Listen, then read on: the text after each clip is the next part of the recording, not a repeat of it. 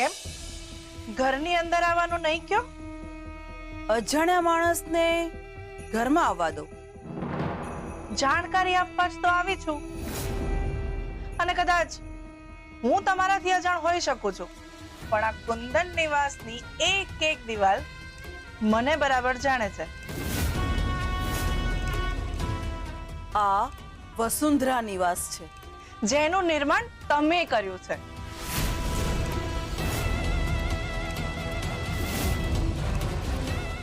બાકી આ કુંદન નિવાસ છે, અને આ વાત બીજું કોઈ જાણે કે ન જાણે, હું બરાબર જાણું છું.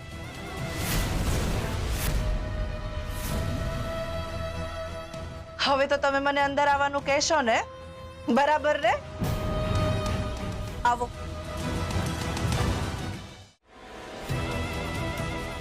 તમે કોણ? મારું નામ ઇન્દુમતી છે.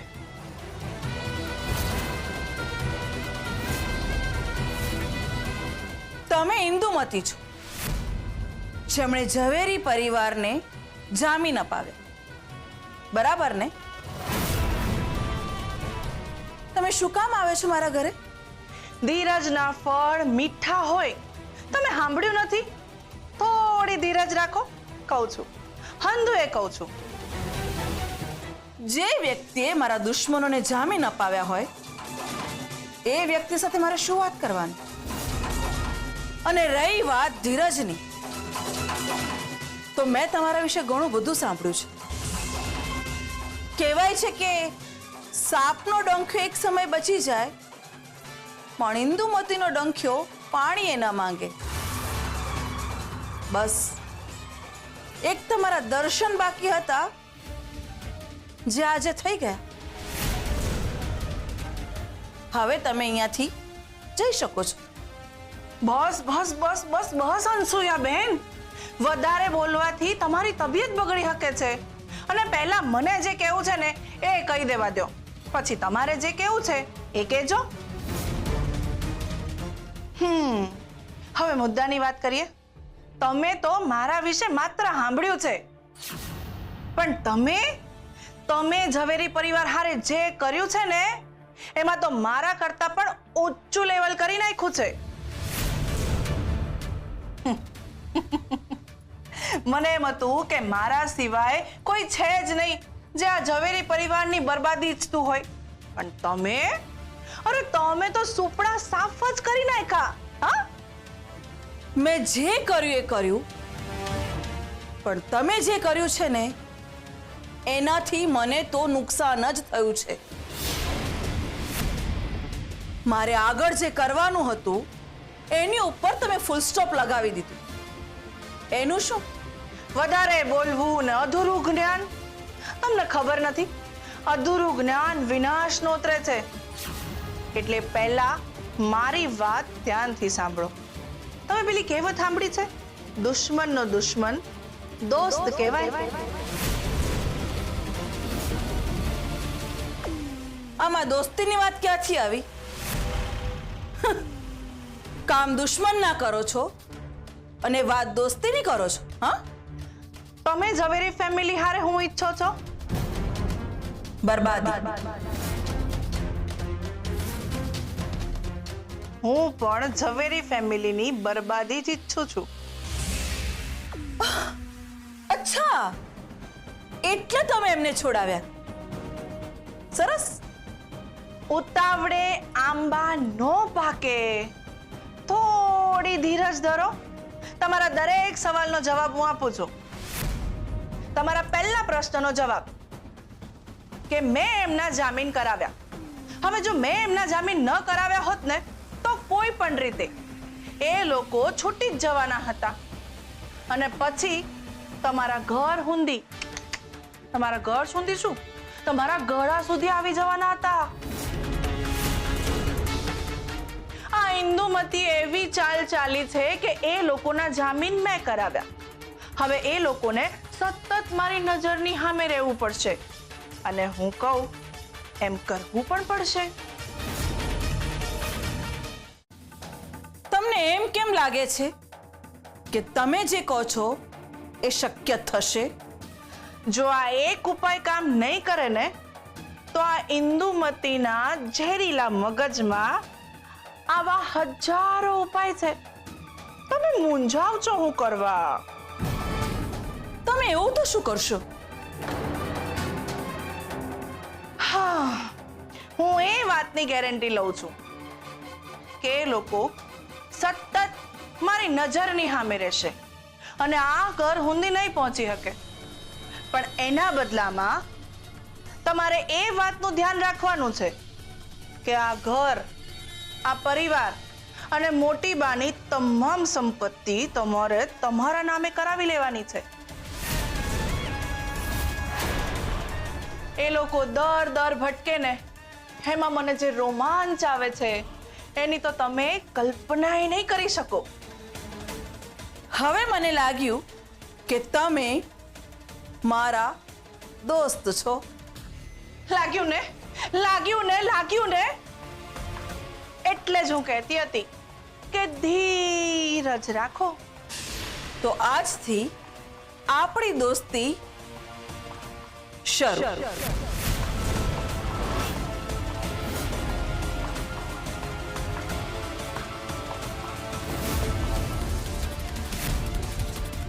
હું તો નિભાવીશ. બસ જોજો કે તમે ક્યાંય કાચા ન પડો. નહીં પડું. આ ઘર, સંપત્તિ અને ખાસ તો મોટી બા, હવેથી આ બધું જ મારું છે. માત્ર ને માત્ર મારું છે.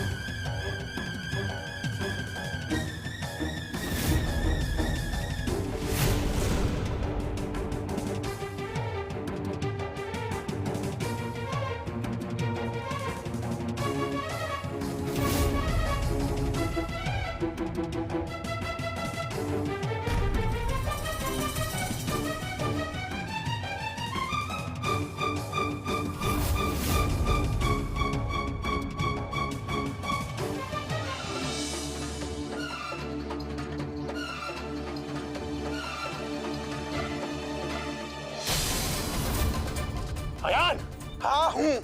તું મારા ઘરમાં શું કરે છે? બોલ. તારું ઘર? તારું ઘર? હા હા મારું ઘર. આ ભોળા ચહેરા પાછળ છુપાયેલા રાક્ષસને ઓળખી ના શક્યો. ત્વરિત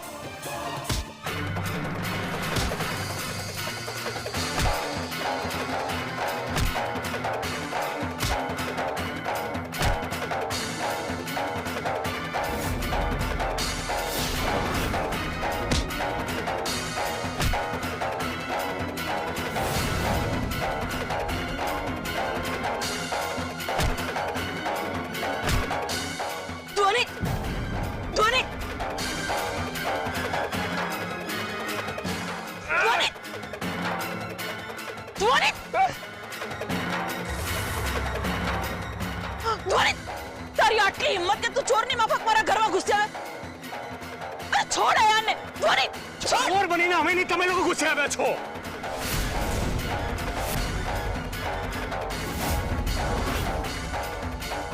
અને કોઈના ઉપકારનો બદલો અપકારની રીતે આપતા કોઈ તમારા લોકોથી શીખે. અને તું, મેં તને મારો ભાઈ માન્યો, તને આટલો પ્રેમ આપ્યો, આ ઘરમાં આશરો આપ્યો, અને તે અમારી જ પીઠમાં તે ખંજર માર્યું.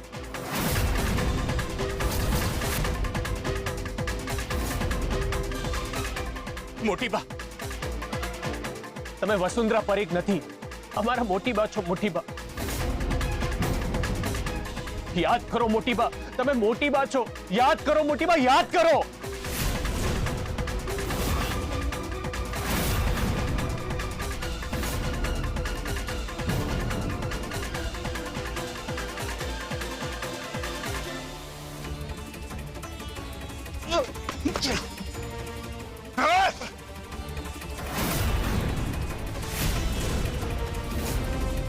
તારે પ્રયત્નો કરવા હોય ને એટલા કરી લે, પણ એક વાત યાદ રાખજે, આ કુંદન ઝવેરી નથી, અને આ તારા મોટી બા નહીં પણ વસુંધરા પરીખ છે. એકની એક વાત તને કેટલી વખત કહેવાની? હા, ને બીજી વાત, અત્યારે તું અહીંયાથી નીકળી જા, ને તો હમણાં જ હું પોલીસને ફોન કરીને બોલાવીશ અને તને ફરી જેલ ભેગો કરાવીશ. એક મિનિટ મમ્મી. ધ્વનિત, શું કહેતો હતો તું કે તે મારી પર ઉપકાર કર્યો છે, એમ ને? તો આજે હું એ ઉપકારનો બદલો ઉપકારથી ચૂકવી રહ્યો છું. તું કહેતો હતો ને કે તે આ ઘરમાં મને આશરો આપ્યો છે, તો આજે હું તને આ ઘરમાંથી સલામત રીતે જવા દઉં છું. આપણો હિસાબ બરાબર. ચાલ નીકળ, નીકળ અહીંયાથી.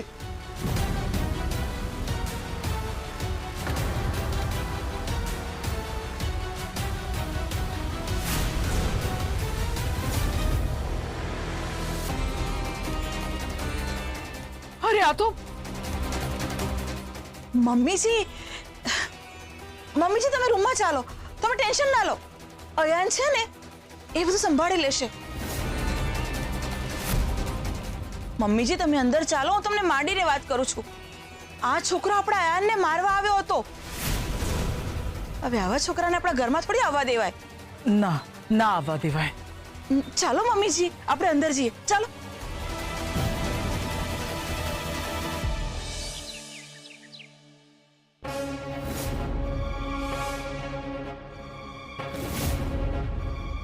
શું થયું? ધ્વનિ, સરગમને કાલ રાતથી તાવ છે. મને થયું કે સવાર સુધીમાં સારું થઈ જશે, પણ જો ને એનો તાવ ઉતરી જ નથી રહ્યો. આ લોકો સાથે જે મારામારી થઈ હતી ને, એમાં સરગમને વાગ્યું હતું, ત્યાં જ ઇન્ફેક્શન થયું છે, એટલે એને તાવ આવે છે. અમે ક્યારના ટ્રાય કરીએ છીએ પણ તાવ ઉતરતો જ નથી. વનિત, હવે આપણે શું કરીશું? સરગમ તને હોસ્પિટલ લઈને જવી પડશે. હોસ્પિટલ? પણ હોસ્પિટલ જવાની વ્યવસ્થા કઈ રીતે કરીશું આપણે? અરે કોઈની પાસેથી મદદ માંગીશું, પણ આપણે કોઈ તો રસ્તો નીકાળવો પડશે ને. આપણે એક કામ કરીએ, થોડો સમય રાહ જોઈએ. જેવું લાગશે કે તાવ નથી ઉતરતો તો એને લઈ જઈશું આપણે હોસ્પિટલ. સરગમ, તું ચિંતા ના કરીશ, બધું ઠીક થઈ જશે. હા, તું ચિંતા ના કરીશ.